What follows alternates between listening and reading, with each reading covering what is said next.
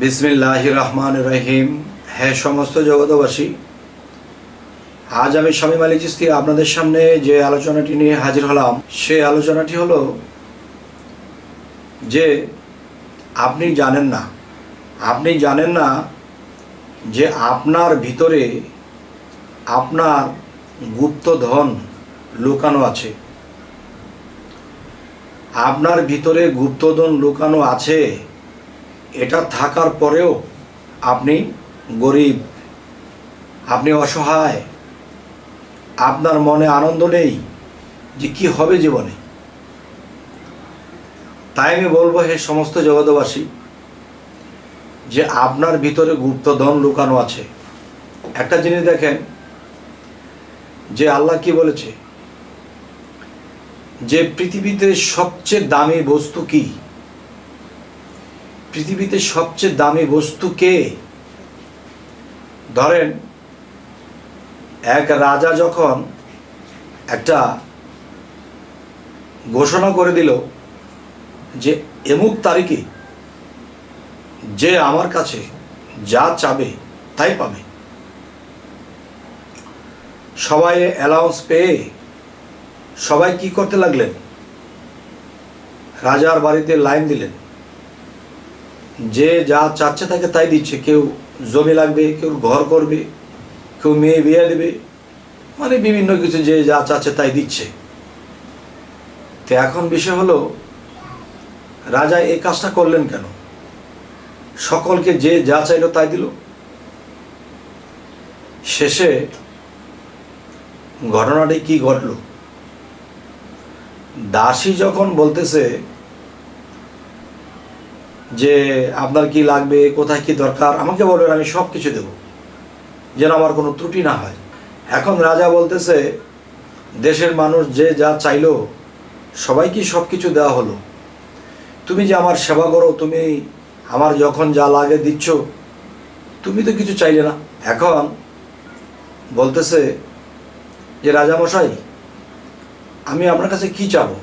আমার চাওয়ার তো কিছু নেই। এরপরে বলছে, না তুমি চাও, আমার অপরিচিত অজানা মানুষ এসে কত কিছু নিয়ে গেল, তুমি চাও, তোমাকে অবশ্যই দেব।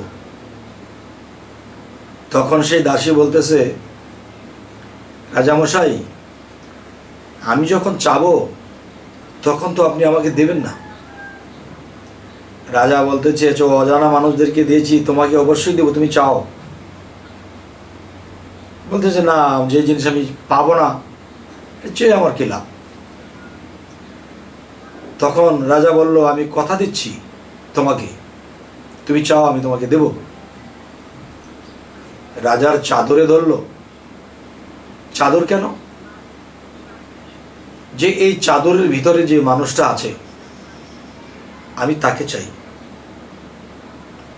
বলতেছে, আমাকে কেন? যে রাজামশাই, আমি যদি আপনাকে পাই তাহলে গোটা রাজত্বই তো আমার, আমি আপনার কাছে এটা সেটা কি চাবো? তো মূলত বিষয়টা হলো যে আল্লাহর কাছে এটা চাই সেটা চাই, আল্লাহ এটা দাও সেটা দাও, এই বিপদ সেই বিপদ, বিপদ মুক্ত করে দাও। কিন্তু একদিনও বললাম না যে আল্লাহ শুধু তোমাকে চাই। এই কথাটা বের হয় না। আর এরকম একটা লোক বের করার জন্য রাজামশাই রাজভাণ্ডারকে খালি করে দিলেন। তা আমার কথা হলো, আপনার মধ্যে যে গুপ্তধন লুকানো আছে, সেই গুপ্তধন আপনার মধ্যে সেটিং করা আছে। যে পৃথিবীতে অসহায়, পৃথিবীতে আমাদের কিছু নেই, আমাদের আপন বলতে কিছু নেই, মরে গেলে আমরা আল্লাহকেও পাবো না, আমাদের এই পৃথিবীর কোনো কিছু পেলাম না। আমি বলবো, না, আপনি অবশ্যই ধনী, কিন্তু আপনি যে ধনী আর আপনার কাছে যে গুপ্তধন আছে সেটা আপনি জানেন না। তাই আজকে শর্ট করে আমি ভিডিওটি শেষ করে দেব, সম্পূর্ণ আলোচনাটি শুনবেন। দেখেন, মানুষের সৌদি আরবে যখন হজ করতে যায় তখন দেখা যায় লক্ষ লক্ষ টাকা খরচ করে যায়। এখন হাজিরা যখন দেয় তখন তারা হাজি সাহেব হয়।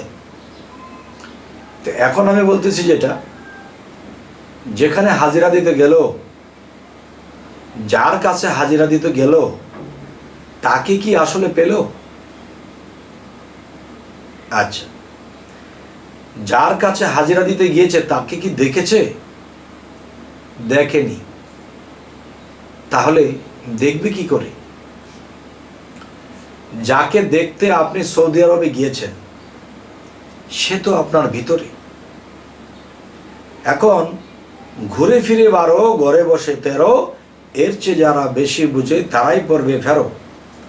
তো এখন আমার কথা হলো কি, যে আপনি তখনই শ্রেষ্ঠ মানব হবেন যখন আপনার ভিতরে, আপনার হৃৎপিণ্ডের ভিতরে যখন আপনি পবিত্র করেছেন, তখন সে আল্লাহ সেই পবিত্র স্থানে বিরাজমান।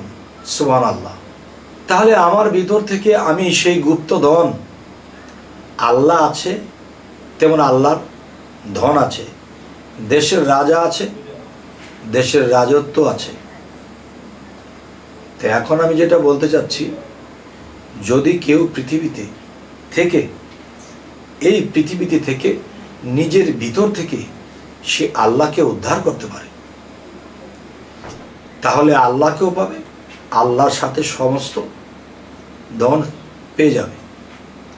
তো এখন কথা হলো, আমি যদি বুকটা ফেরে, হৃৎপিণ্ড ফেরে, এখন যদি আমি আল্লাহকে বের করতে চাই, আল্লাহর ধন সম্পদ আমি বের করতে চাই, তাহলে কি আমি আল্লাহকে পাবো?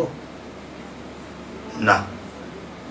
সাধারণত এই পৃথিবীর মানুষ যে জন্ম নেয়, জন্ম নেওয়ার যে পানি, এটা মানুষ কাটলে কি কখনো পাবে?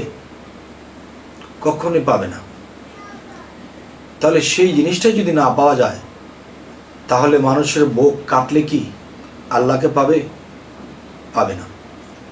তাহলে সেখান থেকে আল্লাহকে বের করে আমি সামনে রেখে দেখব, এবং আল্লাহকে যদি পেয়ে যাই, আল্লাহর সমস্ত ধন সম্পদও আমার হয়ে যাবে। তো এখন আমি যে কথাটি বলতে চাচ্ছি, যে এটা কাটতে হবে না, হৃৎপিণ্ড কাটতে হবে না, নিজের শরীর কেটে সেই জিনিস বা আল্লাহর ধন বা আল্লাহকে বের করতে হবে না। এখানে কৌশল আছে, এখানে সাধনা আছে। সেই সাধনা কি? আপনার মুর্শিদ আপনাকে সেই সাধনাগুলো দিবে। সেই সাধনাগুলো আপনি যখন টাইম টু টাইম নিয়মিত করবেন, তখন কি হবে? তখন প্রেম, ভক্তি ও সাধনা সর্বদিক দিয়ে যখন একরভাবে আপনি ঘাটতে থাকবেন, যেরকম দুধের মধ্যে মাখন লুকায়িত থাকে, আর সেই মাখন এমনিতে কিন্তু বের হয়নি, এই দুধের মধ্যে কিন্তু ঘাটতে হয়েছে। ঘাটতে ঘাটতে ঘাটতে ঘাটতে শেষে সেই দুধ থেকে, মাখন ছানা দুধ থেকে আলাদা হয়েছে। যখন আলাদা হয়েছে তখন কিন্তু এক একটার এক এক স্বাদ। তো দুধ হলো শিশুদের খাদ্য। আমরা আল্লাহকে ডাকছি, পাচ্ছি কি পাচ্ছি না, আল্লাহ আমাদেরটা কবুল করছে কি করছে না, আমরা বিশ্বাসে ডাকছি। আরেকটা হলো নিজের ভিতরে যে আল্লাহ আছে তাকে বের করে আমরা দেখব। আর বের করতে হলে প্রেমভক্তি সাধনা লাগবে এবং প্রেমে ফানাফিলা লাগবে। আর এইগুলো করার আগে সর্বপ্রথমেই একজন কামেল মুর্শিদের কাছে বায়াত গ্রহণ করে এই সাজেশনগুলো নিতে হবে, এই সাধনাগুলো কিভাবে করতে হয়, কিভাবে ফেরতে হয়। দম সাধনা, সূর্য সাধনা, চন্দ্র সাধনা, এবং দেখা যায় আত্মসাধনা।